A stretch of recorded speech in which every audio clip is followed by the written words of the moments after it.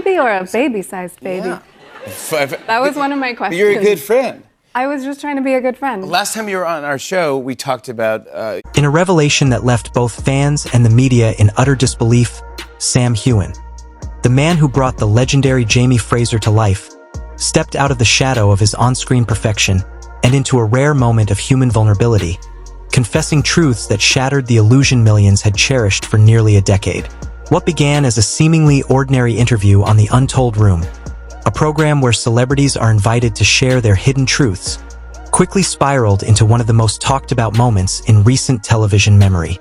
Sam, often known for his composed charm, sat before the host, his expression unreadable, his tone initially light, but as the conversation unfolded, the weight of something unspoken filled the air. When asked the question, "Is there anything you've never dared to say publicly?"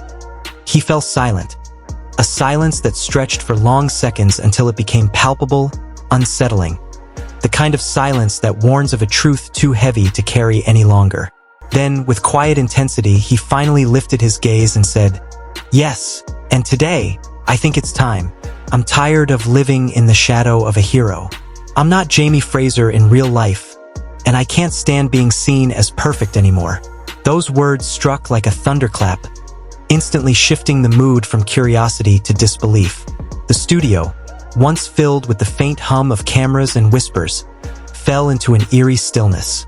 For years, fans had seen Sam Heughan as not just the embodiment of Jamie Fraser, but as the living continuation of that gallant Scottish soul, noble, selfless, magnetic.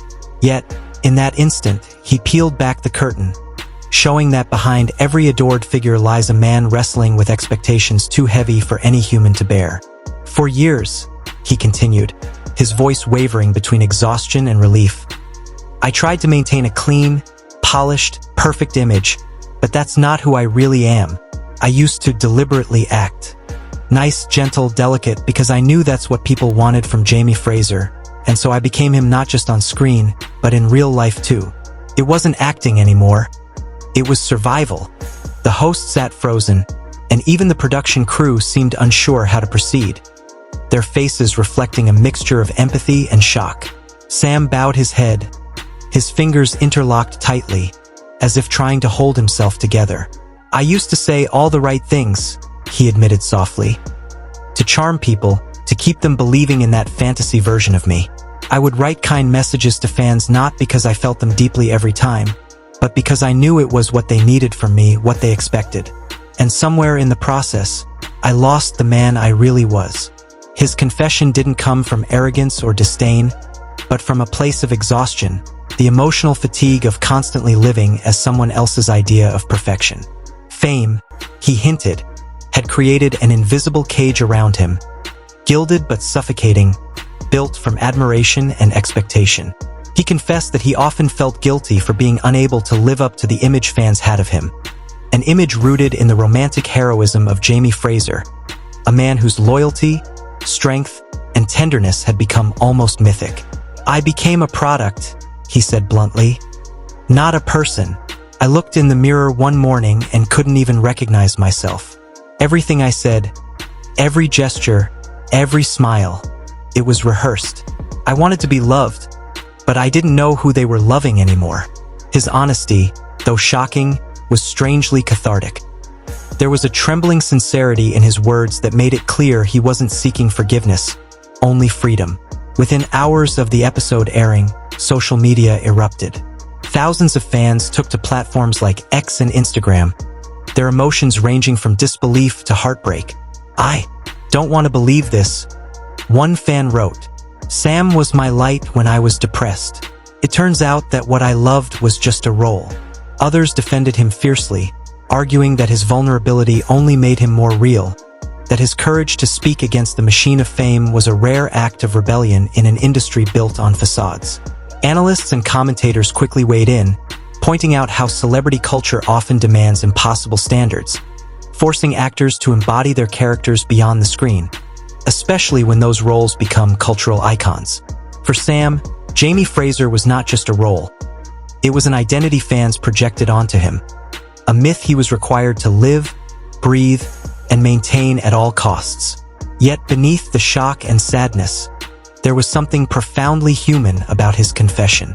It echoed a universal struggle, the tension between who we truly are and who we are expected to be. Sam's words weren't simply an admission of deceit. They were a meditation on authenticity in a world where image often matters more than truth. "Maybe I was afraid," he said near the end of the interview, his voice growing softer. "Afraid that if people saw the real me, the flawed, sometimes cold, sometimes tired me, they wouldn't love me anymore, and that fear controlled me. It dictated everything I did. That fear, perhaps, is one of the deepest truths of fame. The dread that love built on illusion will collapse the moment one becomes honest." What Sam did in that moment, however, was dismantle the illusion with grace. He didn't lash out or blame anyone. He simply revealed the loneliness behind the applause, the quiet despair of being adored for someone he never was. Behind the charm and wit, behind the elegant interviews and red carpet smiles, there was a man longing to breathe freely, to exist without performance. As one psychologist commented later, what Sam described is not hypocrisy, it's identity fatigue. When people are constantly rewarded for being an ideal, they lose permission to be imperfect, to be human. His confession was, in that sense, not a fall from grace but a return to selfhood. In the days that followed, the media called it everything from the confession that broke hearts to a brave act of truth-telling in a culture addicted to perfection. Some fans admitted they felt betrayed, yet others said they respected him more than ever. A few even noted the irony that Sam's raw honesty mirrored Jamie Fraser's own journey. A man torn between duty and desire, torn between who he is and who others need him to be. Perhaps that is why this confession hit so deeply. It blurred the line between character and actor, between fiction and reality. Sam Heughan had spent years giving life to a character who symbolized strength, integrity, and love. And in confessing his weariness, he showed the courage to embody those same virtues in his own truth. By the end of the interview, the audience didn't applaud. They simply sat in reflective silence. It was as if the entire room collectively exhaled, not in judgment, but in recognition. For behind every idol lies a human being, fragile, longing, and fallible. And perhaps that is the real story behind Jamie Fraser. Not the hero who conquered time and war, but the actor who dared to remove his mask. Or she just doesn't know how to lie. One of the three. Yeah. One of the three. Dakota, you play a matchmaker. What I love about Celine's song is that she always writes. When the storm of Sam Heughan's confession finally settled, what lingered was not anger, but a kind of quiet sorrow that seemed to ripple through the hearts of those who had adored him for years. "I'm not mad at him," one fan wrote. "I'm just sad because I can't tell what's real anymore." It was a sentiment that captured the emotional disorientation shared by many who had blurred the line between the man and the myth. For years, Sam had been Jamie Fraser, not just on screen but in the collective imagination of millions. His confession, therefore, was not simply an admission of personal fatigue but the symbolic unmasking of a superhero. A revelation that beneath the heroic image was a man who, like everyone else, stumbled, doubted, and felt lost. It was, as one cultural critic observed, the moment when the fantasy dissolved into something painfully human. Fame, as psychologists later discussed in countless media panels, has a way of becoming a mirror that reflects not who you are but what the world needs you to be. Sam wasn't pretending out of vanity. He was surviving under the crushing weight of expectation. A psychologist specializing in celebrity identity remarked, "He's not a bad person. He's simply been trapped in an image that the world has constructed for him, a role he's inhabited for so long that he's forgotten where it ends and he begins."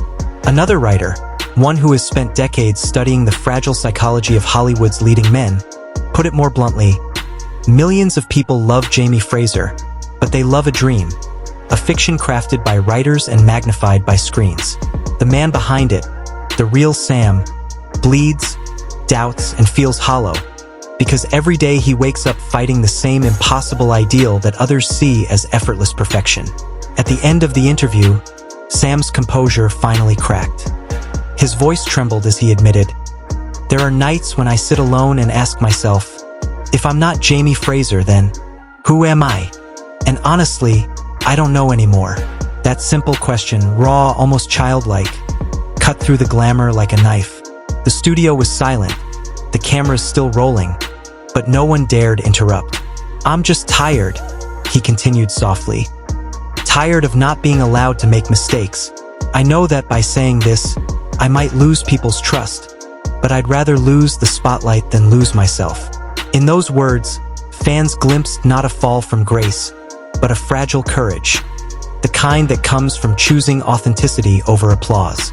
Some were heartbroken, unable to reconcile their beloved image of Jamie with the weary man before them. But others, perhaps those who understood that fame is a kind of exile from reality, came to his defense. Please let him be human, one comment read. He doesn't have to live up to the impossible standards we built for him.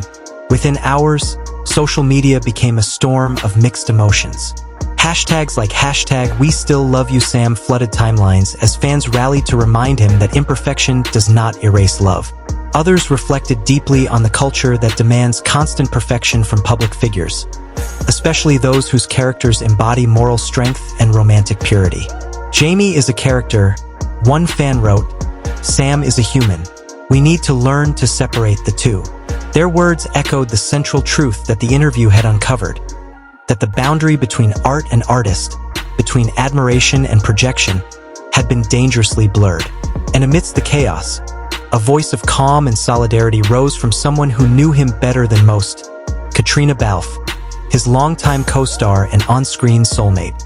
In a brief but poignant message on X, she wrote, I always knew Sam was strong, but today he was stronger than Jamie Fraser. Finally, he can breathe. Her words carried both tenderness and quiet relief, like someone witnessing a friend finally step out of a burning house and into the cool air. In the aftermath, commentators described the moment as bittersweet, the death of an idol, but the rebirth of a man. The illusion had cracked, but through the fractures, something real and unpolished shone through.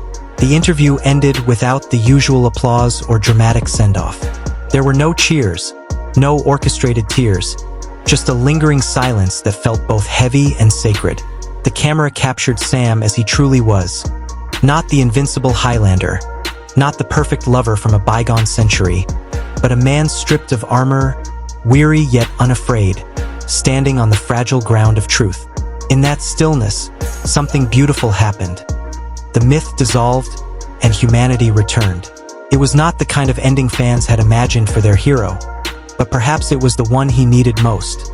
The moment he stopped being everyone